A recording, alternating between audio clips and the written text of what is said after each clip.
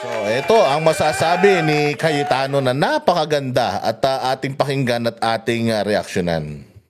Ng Philippine Constitution. We, the sovereign Filipino people, imploring the aid of... Binabasa niya dito yung preamble kasi nung ako'y nag-aaral, meron akong consti. Yung consti 1 ko, ito papasa ulo sa preamble. Oh, we the sovereign people, ipapasa ulo sa yan, pag di mo na sa ulo yan, bagsak ka. Oh, so sasauluhin mo yan, yung preamble na yan. Ano ba yung preamble? Oh, ito, ibabasahin ni Cayetano. Of Almighty God, in order to build a just and humane society and establish a government that shall embody our ideals and aspirations, promote the common good, conserve and develop our patrimony, and secure to ourselves and our posterity the blessing of independence and democracy under the rule of law, a regime of truth, justice, freedom, love, equality, peace, do ordain and promulgate this Constitution. Nanumpa po tayo na susundin natin itong Constitution na to. Madali pong sumumpa, mahirap to pa rin. Madali pong sumumpa na susundin kung naniniwala tayo sa desisyon. Paano kung hindi tayo naniniwala sa desisyon? Paano kung ang tinatanggal ngayong hapon na to ay si President... Napakaganda nung sinabi na yan ni Cayetano na dapat naintindihan nating lahat. Ano? Madaling sundan yung batas kapag para sa'yo. Pagkapabor sa'yo, madaling sundan. Pero in general, dapat yung batas, anuman ang resulta, pabor sa'yo o hindi, since batas yan, dapat susundin mo yan. Bakit? Kasi kung wala tayong batas na sinusundan, putang ina yan, para tayong Wild Wild West. Alam niyo yung Wild Wild West? Nung panahon ng mga matatanda diyan sa West, diyan sa Amerika, walang batas. Ang batas diyan kung sino yung pinakamagaling bumaril. No, yun ang batas diyan, no. So ang gagawin nila diyan, magkaaway kayong dalawa o sino ang tama at sino ang mali sa inyo, trial by combat tayo. Trial by combat, ibig sabihin mag-aaway kayong dalawa, kung sinong mamatay, yun ang talo. Kung sinong mabuhay, yun ang panalo. So, wala pang batas noon, kaya ganun. Ang batas is kung sino yung pinakamalakas o ganun ang nangyayari. Nilagyan po ng batas para magkapantay-pantay ang mga tao, hindi lang sa Pilipinas, pati sa buong mundo. To put order at maging sibilisado tayo lahat ng mga tao sa mundo. Sa Pilipinas na lang, o sige, naggumawa tayo ng konstitusyon para meron tayong susundan at meron tayong kumbaga meron tayong boundaries between mga unggoy, chongo at mga chimpanzee at mga Pilipino. Okay? Kasi kung meron tayong wala tayong sinusundan na batas, walang konstitusyon, putang ina, baka kasama natin sa Mega Mall na mamasyal yung mga gorilya at saka yung mga unggoy sa Manila. So,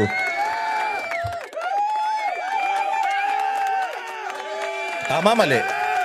Oh, ngayon nagkaroon ng batas. Oh, so ikaw bilang isang tao na marunong umintindi, ito yung mga batas natin, nakakaintindi ka naman, nakakabasa ka, may comprehension ka naman, maiintindihan mo ngayon yan. Hindi mo ngayon gagawin kasi bawal.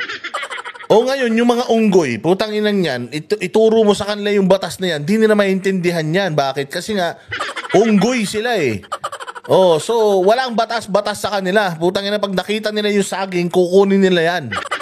Kakainin nila yung saging na yan kahit kanino yan. Magsusuntukan pa yung mga unggoy na yan, mag-uunahan yan sa saging. So ang nag-separate sa tao at sa hayop, ang nagse-separate sa civilization at sa pagiging caveman is itong mga batas na ito. Ngayon yung batas, masakit man sa loob mo, pero madalas hindi yan pabor sa'yo. Anong gagawin mo? Putsang inang yan. Yun yung sinasabi dito ni Cayetano, na kung ikaw ay isang tao na sibilisado at ito ang sinasabi ng batas, sumunod ka. Kasi kung hindi ka susunod sa batas, putang ina, unggoy ka. Unggoy. Kaya itong mga putang ina mga congressman na to, itong si Tito Soto na to, pag binigyan mo na saging yan, ang bilis niyan. Kukunin niya agad kasi putang ina, sa issue ng impeachment ni BP Sara, nagpapakaunggoy si Gago. Bakit? May utos na Supreme Court eh. Ang Supreme Court ang pinakamataas. O tapos, hindi mo susundin. Bakit? Kasi kalaban si BP Sara. Utangin nang yan, di unggoy ka. Ibig sabihin, may batas na, nagbagsak na ng desisyon, hindi mo pa sinunod. Anong kaibahan mo sa mga taga Manila, Su? O, diretso. Marcos, at ayaw kong maging presidente si Vice President Sara Duterte. Will I have the courage to follow the same decision? That is the test I apply to myself today.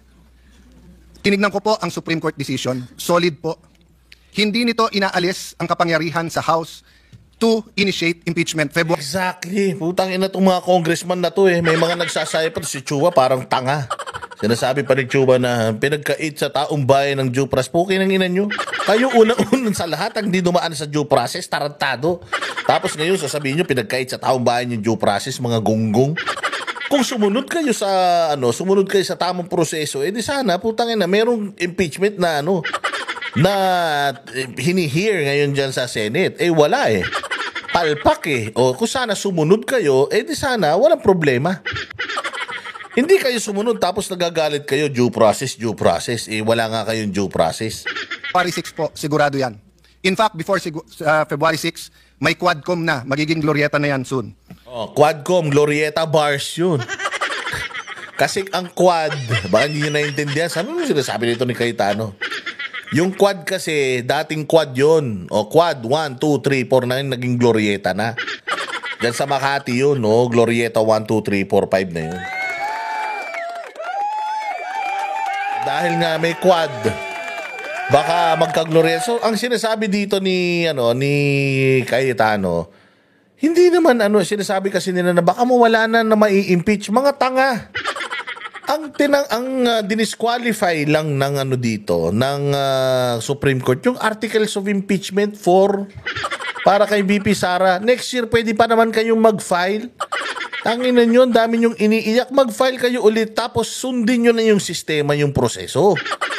Para hindi ba matuloy. Kasi mantakin mo, ayaw na nga ng Senado ito dahil waste of time, waste of money, at alam nila na pamumulitika lang ito.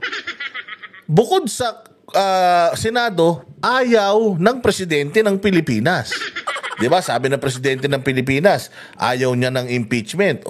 Co-equal body ninyo yan.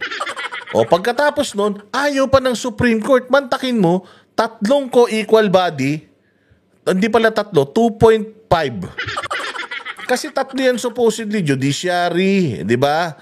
Yung legislative tsaka executive. So executive at kalahati ng legislative, ayaw. Tapos, yung judiciary, umayaw din. Ang talagang gusto lang ng impeachment, Congress lang. So 2.5. 2.5, imagine nahati. Anak ng tinapay, yung 2 co-equal body ayaw ng impeachment. Pati yung Senate na supposedly nagkakaisa yan with Congress. Pero mantakin mo, naiwan yung Congress sa ibaba. Alam mo kung bakit? Tangina, paano? Bayad na sila according to Marcoleta, nagkabayaran daw. Sinabi din ni Toby Chanco yun. Again, pwede pa rin pong magkaroon ng impeachment. Pwede. Malayang-malaya pa rin ng Congress na makapag-pa-impeach. Nagsasasabi ninyong tapos na, wala nang mai-impeach kapag ganyan. Kapag sinundan ng mga susunod pang mga complaint yung gagawin ng Congress, wala na talagang mai-impeach. Wala nang mai-impeach kapag katarantado ang Congress. Kailangan ng Congress sumunod sa sistema, sumunod sa proseso. Sigurado ko, marami pa kayong mai-impeach, pero wag nyo kasing madaliin. Dumaan kayo sa tamang proseso. There's no shortcut to success, ika nga. Walang shortcut. Diyos mio. Dumaan tayo sa tamang proseso. Sabi nga ni Inday Sara, sa totoo lang, okay na naman sa akin yung... Okay nga lang sa akin yung mag-impeachment. Puta, ready na kami. Tagal-tagal na namin nagpe-prepare para dyan wala, pinatay nyo. Wala na ako magagawa dyan. Hindi na siguro ako may kasalanan yan, di ba? Ayaw ng presidente, ayaw ng Supreme Court, ayaw ng Senado, o Congress nang may problema. O hindi ba? Tuloy-tuloy po yan, yung mga investigasyon na yon. Kasi ganun ang politika sa Pilipinas. I hope yung sa baha, investigahan din. I hope yung sa corruption, sa smuggling, sa karami-rami nating utang, not only nung 6 years old siya, papatayin mo ba siya? Ang hirap sagutin nun. Of course, for us who believe that thou shall not murder, ang sagot madali. But what if you could have prevented the worst human rights violations in the world, the Holocaust? What if you could have prevented such fire of fascism that it actually swept, kung hindi ako nagkakamali, nag-Time Magazine of the Year pa si Hitler. I wonder what our answer is. But I know my answer here today.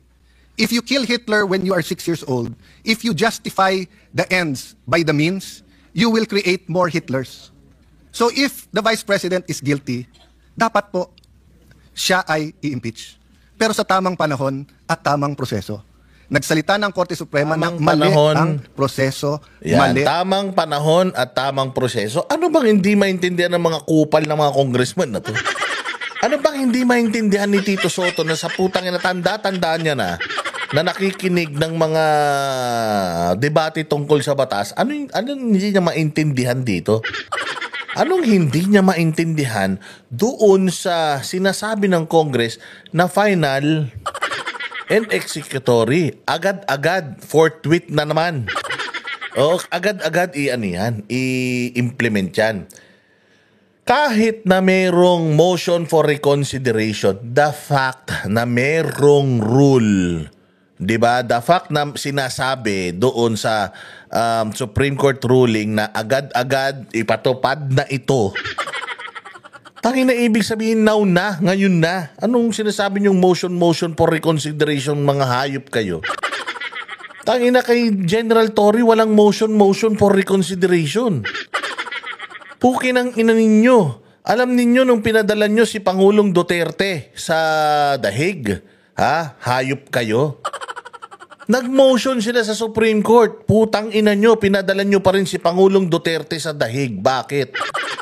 Nagmamadali din kayo, di ba? Kahit na dapat si Pangulong Duterte dumaan sa proper judicial authority, hindi nyo ginawa. Dinala nyo pa rin dun sa Dahig, pero hindi kayo nagre-reklamo na hindi dumaan sa proseso si Torre. Kahit nasandamukan lang mga temporary restraining order na i-final during nung time na si Pangulong Duterte ay kinikidnap dyan sa Villamor Air Base. Illegal na dinitain sa Villamor Air Base. O hindi ba minadali nyo pa din na dalhin si Pangulong Duterte doon? Tapos ngayon nagagalit kayo dito? Nagagalit kayo dito na may desisyon ang Supreme Court at may basihan yung mga senador para yung Supreme Court ruling ilarga?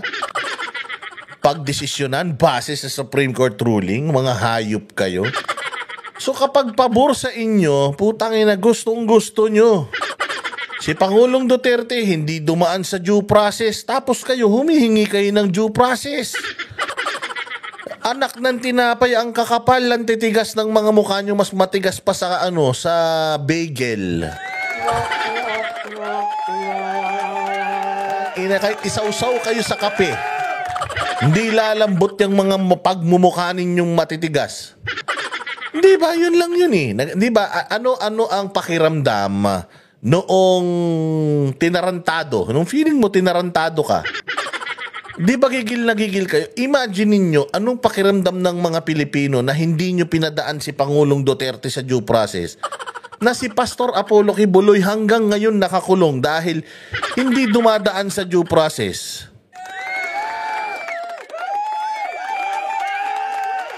Nais ko lang pong ipaintindi sa mga congressman na hindi po kayo Diyos, okay? Hindi po lahat ng mga gusto natin matutupad.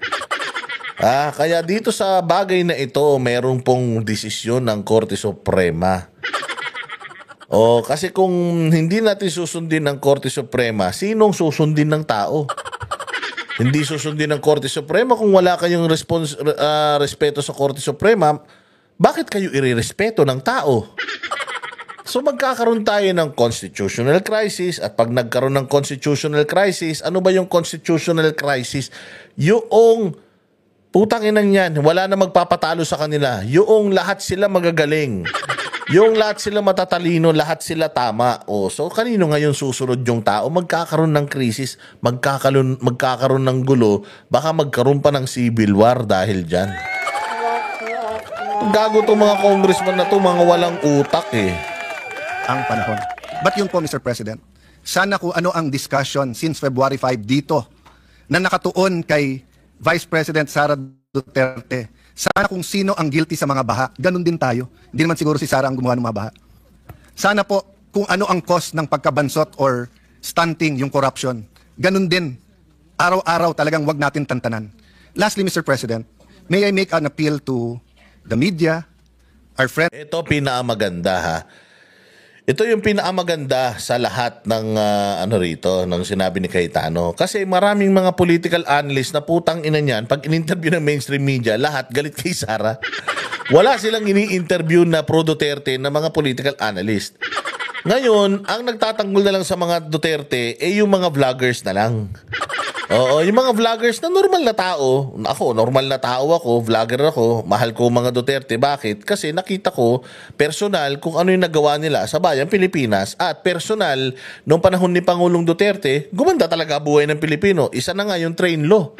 Ako sa akin yung train law, ang laking naitulong sa akin yan. Bakit? Kasi ang laki ng take home ko. Dati, ang kaltas ng tax ko, putangin na mula ulo mula apari hanggang hulo. Pero nung nagkaroon ng train law kay Pangulong Duterte, yung take home ko lumaki, yung income tax ko lumiit. Tumaas yung mga taxes tumaas ang sin tax, tumaas ang taxes sa ibang sa ibang mga serbisyo, pero mas malaki na yung perang inuuwi ko kada sweldo. Dati napupunta lang sa gobyerno mga magnanakaw. Ngayon, napupunta na sa akin. Yan yung kagandahan nung isang magandang nagawa ni Pangulong Duterte. Isa pa, yung 10-year na passport, yung 10-year na lisensya. Yan yung mga napakinabangan ko talaga. Ano pa, yung safety. Yung bumalik yung tiwala natin sa mga pulis dahil tinaas niya yung moral ng mga pulis. Yan yung mga bagay na gusto natin, na nagustuhan natin. Hindi ba? So tayo, sinasabi natin yun. Di ba? At walang pag-aalinlangan na nagpapasalamat tayo kay Pangulong Duterte dahil ginawa niya yun para sa atin. Tapos itong mga political analyst na mga hayop na ito, na nagtatali-talinuhan, na putang ina, kung makabintang kay Inday Sara, akala mo, alam nila kung ano yung nangyari, kitang-kita na nga na politika lang ito. Pero kung makapag-analyze, putang ina lahat, puros against kay BP Sara. Hindi ba? Maganda yung pagkaka-call out sa kanila ni ni Cayetano. The vloggers, yung iba nandito, political analyst, advocate, school deans, etc. Nakalagay kasi dito, we all agree on a regime of truth. Parati na lang ang vloggers ang nasasabihan ng fake news. Alam nyo po, marami tayong... Lagi na lang vlogger sinasabihan na fake news. Pero puta, fake news ang ABS-CBN, fake news si Bongbong, fake news si Rizal Tiveros. Di ba? Laging vlogger ang fake news. Pero kaya sinisiraan nila ang vlogger. Alam mo kung bakit? Kaya nila sinisiraan ng vlogger kasi yung vlogger hindi nila kayang kontrolin. Political analyst ngayon, di naman sila analyst eh. Ang ibig sabihin ng analyst provides objective, non-partisan, data-driven explanation of political events, systems, and trends. Ang ibig sabihin naman ng advocate champions a specific cause, policy, or interest group to influence public opinion and policy decisions in favor of their positions. Wala namang masama dun eh. So kung ikaw ay advocate, sabihin mo na lang. Pero mag-a-appear ka sa TV, magpapa-interview ka, sasabihin... yun ang mali. Halimbawa si Hidaria Nakupal. Sasabihin niya, political analyst siya. When you are analyzing, dapat nasa gitna ka. Political analyst ka nga eh, hindi ba? Ina-analyze mo yung mga bagay-bagay according to its merits, hindi ba? According to kung ano yung facts, hindi ba? Pero kapag kaputsang ina, meron kang agenda, sirain si Inday Sara. Tapos magpapa-interview ka sa media, sasabihin mo analyst ka, tanga ka. Sabihin mo, advocate ka ng ng mga anti-Sara, ganun. Anti-Duterte, diretsuin mo na. Kaya bakit mo pa kailangan magpanggap na analyst ka kung sa lahat na lang ng mga analyzations mo, mali ang mga Duterte. Anti-Duterte, ano ka, propagandist ka, ganun. Advocate. Meron kang ipinupush na advokasya mo, which is sirain si Inday Sara at hindi manalo. Umamin ka na, hey Darian, tsaka kung sino-sino pa kayong mga yamas, umamin na kayo na anti-Duterte lang kayo, hindi kayo analyst. Oo, hindi kayo analyst, obstructionist kayo ng mga Duterte. Yun ang totoo. Ako, ay may political analyst, hindi. Political commentator ako. I comment about politics. Pero advocate ako. Advocate ako ng mga Duterte. Ipinapakita ko, intindi ko araw-araw, maya't maya kung gaano kagaling ang mga Duterte. So I can call myself a Duterte vlogger, let's just say. At least umaamin kami na Duterte vlogger kami. At least umaamin kami na Pastor Apollo Kibuloy vlogger kami, na mga advocates kami ni Pastor Apollo Kibuloy ng mga gawain ni Pastor Apollo Kibuloy at ni Pangulong Duterte, lahat ng mga nagawa ni Pangulong Duterte, we're all advocates of that. Pero hindi kami pupunta diyan at magpapanggap na political analyst, hindi political analyst. Hindi katulad ng mga kupal na yan na nagpapanggap ng mga political analyst pero bias naman. Political analyst. Pero gusto mo lang, bata mo maging presidente, nililito mo pa ang tao eh. Ganon din po, ilan beses kami binugbog dito nung iba, na ang sabi, bawal daw ang isang senator judge na mag-move to dismiss. Pero sila din ngayon ang nagsasabi sa mga senator judge, mag-MR kayo sa Supreme Court. Saka kayo nakakita na hindi pwede mag-motion to dismiss? Judges dismisses cases because of no jurisdiction. Ang CA, 3 sila o 5. Hindi nyo lang nakikita sa publiko at hindi sila mag-move kasi sila lang nag-uusap. Ang Supreme Court, hindi ba dinismiss nila? Hindi ba sinabi nila no jurisdiction? Tayo kasi dito nag-usap sa hall na to. So natural, hindi naman pwedeng si Senator Batorni ay tumingin lang sa akin tapos maisip niya, dismiss. Walang manifestation dito na hindi sinasabi. My point, Mr. President, is that yung sinabi ni Mahatma Gandhi nangyayari na sa Pilipinas eh. Sabi ni Mahatma Gandhi, if it's an eye for an eye, the whole world will go blind. Let's make our stand. Ilang beses ko narinig dito sa hall na to, ang taong bayan. Tama, diba? If it's an eye for an eye, the whole world will be blind or will get blind. Tama ba? Hindi, ibig lang talagang sabihin nito, we should follow the rules. We should follow decisions. Especially decisions nung mga taong talagang dapat na nagdidesisyon tungkol sa mga bagay-bagay. We should follow it. Because kung parang wild west na tayo, para na tayong The Purge na kung ano yung sa akin, yun yung tama. Kung ano yung sa'yo, yun yung tama. Para magkaalaman tayo, magpatayan na tayong dalawa. Para malaman natin kung sinong totoo. Kung ganun, walang mangyayari talaga. Mauubos ang lahi ng mga earthlings. At sabi nga ni Mahatma Gandhi, mabubulag tayong lahat. Kung hindi tayo susunod at magtutusokan tayo ng mata sa tuwing meron tayong pagtatalunan pagka naagrabyado mo ko, natusok mo yung mata ko, tutusukin ko rin yung mata mo, di bulag tayo pareho, lahat tayo magiging ganyan na. Napakaganda nga ng mga sinasabi dito ni Cayetano. Makikita mo, ang tatalino talaga ng mga Duterte-aligned na mga senators. Tingnan mo si Rizal Tiveros. Tingnan mo si Bam Aquino. At saka tingnan mo si Kiko Pangilinan. Putang inakalam. Ang tagal ng mga senador. Putya, hindi pa nila naiintindihan yung mga pinag-uusapan sa Senado. Buti pa si Lito Lapid kahit papaano. Ang taong bayan. Hindi ba naman lahat naman tayo halal ng taong bayan di ba? Hindi ba pwedeng sabihin ko na lang ang opinion ni Alan Cayetano? Isa lang naman ako eh. Ang opinion ni Joel Villanueva. Ang opinion ni Mocha Uson. Isa lang naman siya. Pwedeng sabihin ko sa inyo, guys, ang opinion ng civil society, ang opinion ng masa, ang opinion ng taong bayan. Dapat na nga tangin na kasi itong mga congressman to kung makapagsalita. Itong boses ko ay boses ng taong bayan. Gago. Tangin na mo, ikaw lang kumita dyan sa pirma mo tapos gusto mo boses ng taong bayan. Hindi mo nga nabalatuan yung constituencies mo yung constituents mo hayop ka. Tapos gusto mo boses na ng distrito mo yan. Yan yung sinasabi ni Valeriano Yung boto ko ay boto ng constituents ko. Kaya nga nanalo ako sa pangatlong pagkakataon bilang congressman Bakit? O kasi nga, pinagkakatiwalaan ako ng tao. So, pinagkakatiwalaan ka ng tao siguro. Pero, hindi mo pwedeng sabihin na yung boto mo, boto rin nila. Ulol. Di sana, bago ka bumoto, pumunta ka sa distrito mo, tapos tumayo ka sa entablado, o lahat ng mga tagas-distrito ko, taas ang kamay. Kung pipirma ako dito o hindi, hindi ka nga nagpaganon, tarantado. So, opinion mo lang yan. Huwag niyong gamitin ng taong bayan, lalong-lalo na itong mga buwaka ng inang mga makabayan ng mga rebelding mga hayop na ito. Na ang lakas ng loob gumamit ng boses ng taong bayan, pero putang ina, taong bayan din kami. Hindi naman ako pupayag na boses kita. Lalo na isinde niya ng yung labi. Hayop na yan diretso kay Tano. Ang ganda ng mga binibitawan mo rito. Makonvict. Are we not overstepping and are we not confusing rather than enlightening our political processes?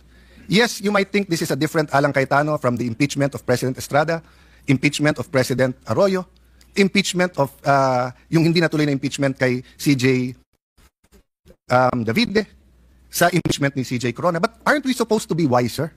At hindi ba tama naman yung sinabi ng Supreme Court? Dapat may impeachment, pero hindi dapat gamitin ito ng magkalaban lang sa politika. Ayaw natin maging presidente si Vice President Sara, talunin nyo na lang sa 2028. Yun ang pinakamaganda. Ayaw nyo? Talunin nyo. Oh, di ba? Ikaw, Romualdez, magaling ka. Oh, ligawan mo tao, tas iboto ka, ganun. Oh, kung ayaw nyo talagang manalo si Inday Sara sa 2028, galingan nyo magtrabaho. Lagpasan nyo yung talino ni Inday Sara. Lagpasan nyo yung mga na-achieve niya sa Davao. Simple. Bakit pa kailangan nating as early as 2022 nakafocus na tayo sa 2028? Bakit hindi na lang tayo nagtrabaho? Nagtrabaho sana kayo para sa mamamayang Pilipino. Sana yung 6 na taon, sana inaayos nyo. Yung 6 na taon, sana hindi kayo nagnakaw sana interes ng taong bayan. Yung inatupag ninyo. Maniwala kayo, tatalunin nyo si Inday. Bakit? Kasi kung mas magaling kayo kay Inday, hindi mananalo si Inday sa inyo.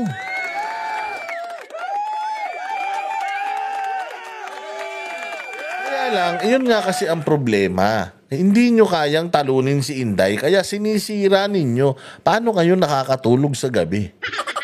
Paano kayo nakakatulog sa gabi na pinapaniwala nyo yung sarili nyo na masamang tao yung mga Duterte, pero alam nyo naman sa mga puso ninyo na maayos na mga tao yan? Paano kayo nakakapagdasal linggo-linggo?